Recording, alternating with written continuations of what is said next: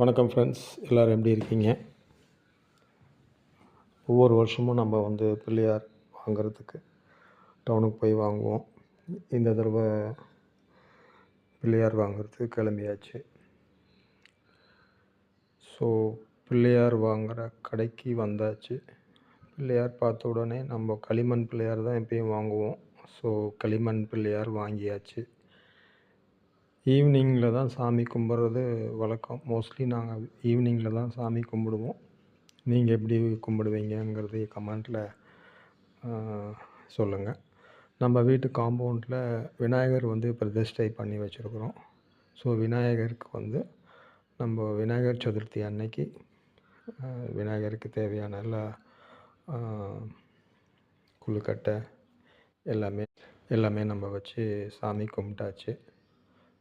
விநாயகர் சிறப்பாக சாமி முன்னாடி வீட்டுக்கு முன்னாடி இருக்க விநாயகருக்கு விநாயகர் சதுர்த்தி எல்லாமே வச்சு கும்பிட்டாச்சு.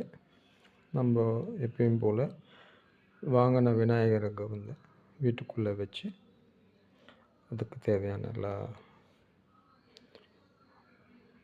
சாமிக்கு தேவையான எல்லா விஷயம் வச்சுட்டு நல்லபடியாக சாமி கும்பிட்டாச்சு. இன்றைக்கி நீங்கள் உங்கள் ஊரில் எப்படி விநாயகர் சதுர்த்தி எப்படி கொண்டாடினீங்க? கமெண்ட்டில் சொல்லுங்கள். சாமி கும்பிட்டாச்சு ஃப்ரெண்ட்ஸ். நீங்களும் என்னோட சேர்ந்து பிரசாதம் சாப்பிடுங்க. நன்றி.